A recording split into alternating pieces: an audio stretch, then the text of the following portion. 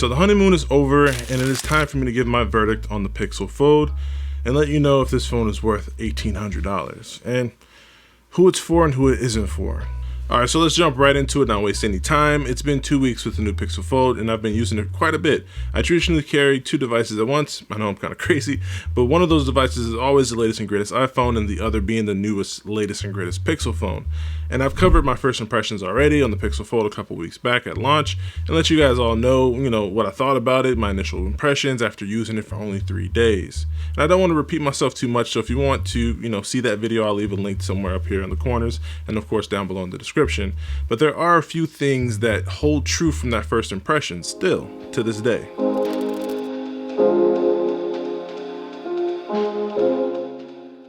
Of course, the build quality. The build on this phone is top notch. From the hinge, the materials used, this is a premium phone and they priced it as such. I really like the fact that Google decided to switch back to the matte finish on the back, because the glossy back honestly is starting to get played out. No one wants all these fingerprints on their phones anymore.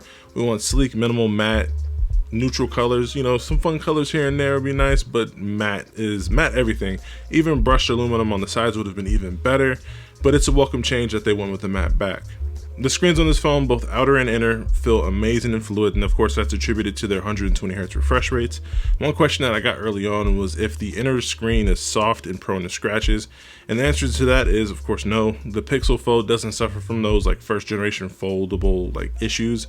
The fold screen is solid and it feels pretty hard, and I think that's mostly due to the fact that flexible display technology has gotten a little bit better since the first Galaxy Fold that was released way back in 2019, right? Way back in 2019.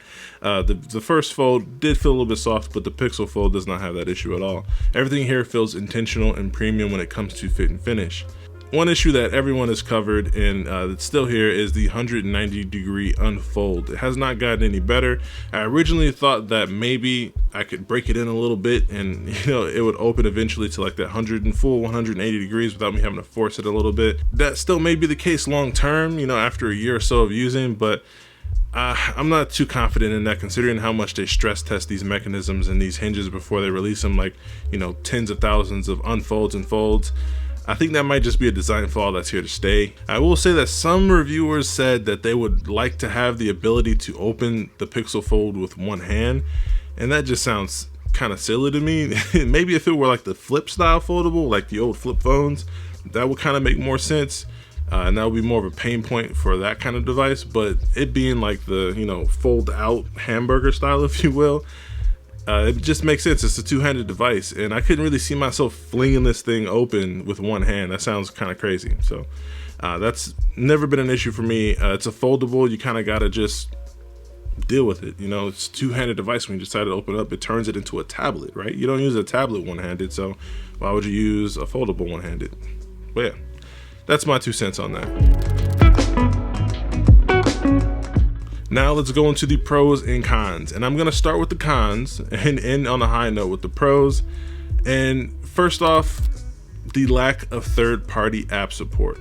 Now this is kind of lumped into my overarching issue with software, but the lack of third-party app support. And this, you would think it's not really a fault of Google, although I wish Google could just stretch all these apps to just at least open up to the full screen, because it feels incomplete. The black bars are just not it. It's whack. Like, to have those black bars on both sides, it just feels like I'm like on Instagram on an iPad, or like, I don't know, it just doesn't feel like it's meant for this display, and that's because it isn't, of course. But I wish Google could just put out like a force stretch. I'm sure there's probably an application on Android, Google Play Store, that you could download to force stretch applications to just fit the screen, but we shouldn't have to, right? And I think that that's something that should just be natively adopted, to at least give the illusion that apps are optimized, even though they may not be. Of course, down the line, even more so than that, I would love to have even better integration between the display and the software and the application that we're interacting with. If we have split screen and things interacting on both sides, I covered that a little bit in my first impressions, but utilizing the screen more would be a huge plus, and that's just not the case right now. Hopefully down the line, there are a lot of third-party app developers that decide to support it, but it kind of sucks to be at the mercy of third-party app developers. I was actually on a live stream with my friend Ben from Lover of Tech, and he mentioned that maybe stock Google is too stock for something like a foldable. Like there should be more multitasking opportunities and options. He actually had his Galaxy Fold 4 there, and there were so many different things he could do on the Galaxy Fold 4, and manipulating screens and having 3 apps up at once versus 2 on the Pixel Fold. And he mentioned that maybe stock Android is just too stock, and I think there's some credit to that, and there's definitely something there that maybe with Android 14, hopefully we'll see even more foldable options for multitasking, and just better optimization across the board for the Pixel Fold now that this is a new flagship kind of experimental new device. Another con is the fact that this did not launch with the Tensor G3 chip. Now, let me get this out of the way. The G2 is no slouch, and it's a great processor. The only concern that I have is longevity. Like, how is this phone going to perform 4 years from now, 2 years from now, 3 years from now? Are you going to start feeling the age of the G2 then? I just wish they would have even held on to the Pixel Fold until the G3 came out, so that way it would feel as if the $1,800 price point is even more so justified because it has the hot new processor from Google in it.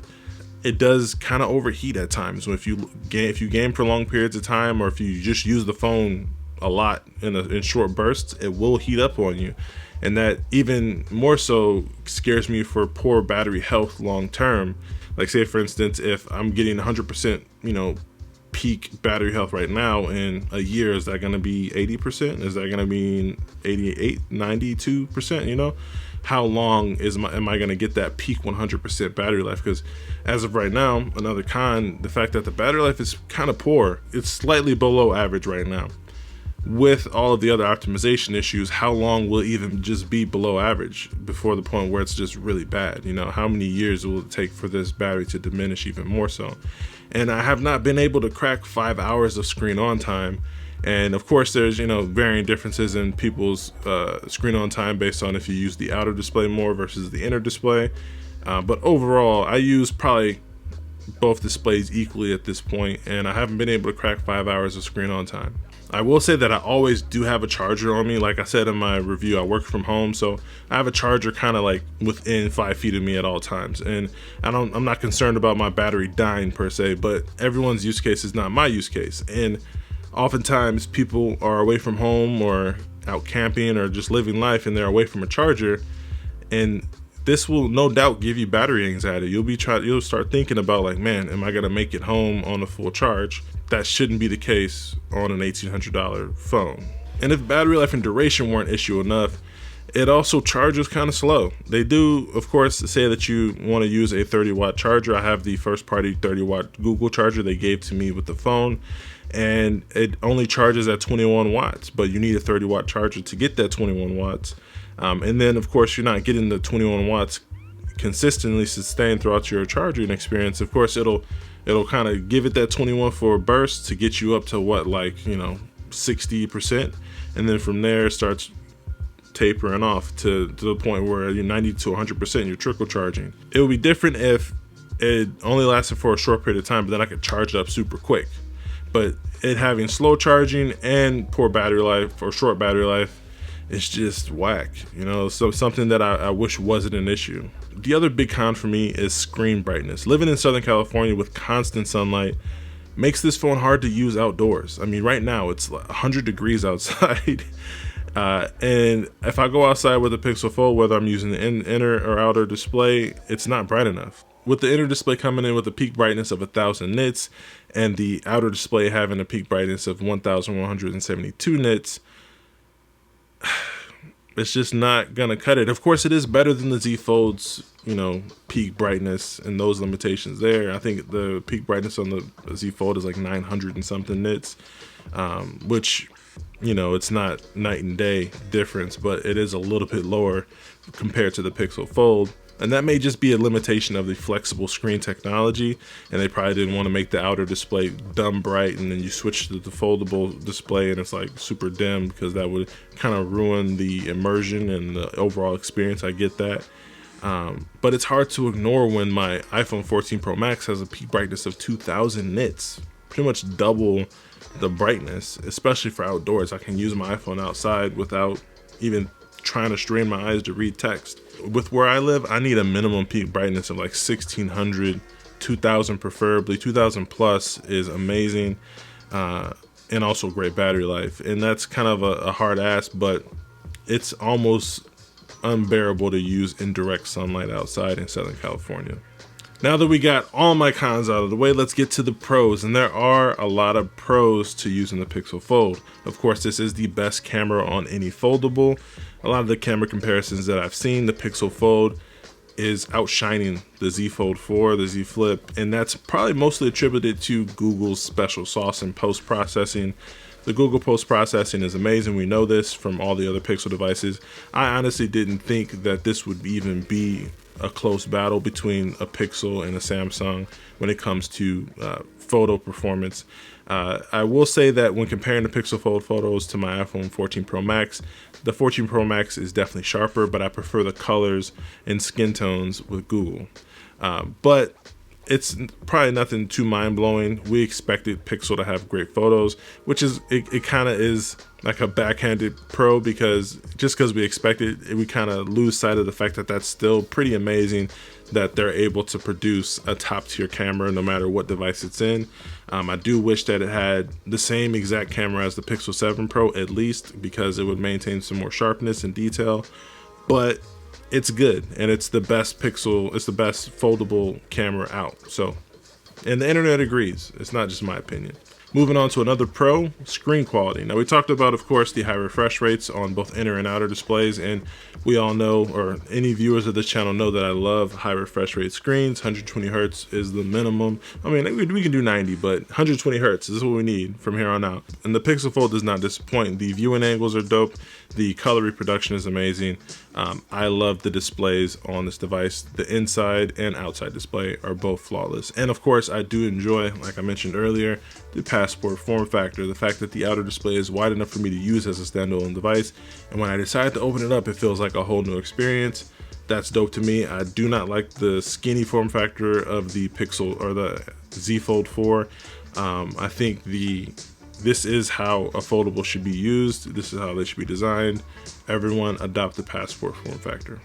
And really the last pro for me is the fact that it's a foldable. This is my first foldable that I've ever used. Being able to unfold it and giving you a more immersive experience is amazing, and it's not lost on me. It still feels like, wow, this is dope. You know, it still gives you that feeling like, man, this is cool. The fact that I can open my phone and get a whole different type of experience is super dope. Now, like I said, I do wish that it was an even better experience when you do decide to unfold it, but the fact that it can do that is kind of even inching me further and further away from using my iPhone, because it's a new and exciting experience. And for someone that enjoys tech and enjoys technology and not using a foldable 100% full time, it's really refreshing. Now on to the tough question. Do I recommend the Pixel Fold? Now there are plenty of ways to get this device considerably less than full retail price, especially through your carriers or trading in devices. But if you're dropping the full bag on this phone, I don't think it's worth the money, in my opinion. And that's because of the cons that I listed earlier. The fact that the battery life is subpar, the fact that third-party applications and software isn't fully optimized to take advantage of the inner display, the fact that it doesn't have the G3 processor in it. I don't think anything that has a year plus old processor is worth $1,800. I will say though, if you're watching this video about the Pixel Fold on YouTube, you and I are probably one and the same, and you enjoy new technology and you don't mind being an early adopter. And to you, I'd say, yeah, go for it, because we know what we're getting into. We know what we're signing up for. But for my mom, for my dad, or the general civilian out there, they aren't ready. Like, if they're not diehard tech warriors like us, I gotta just tell them to wait it out for the generation 2 or 3, because I believe that one will be more perfected.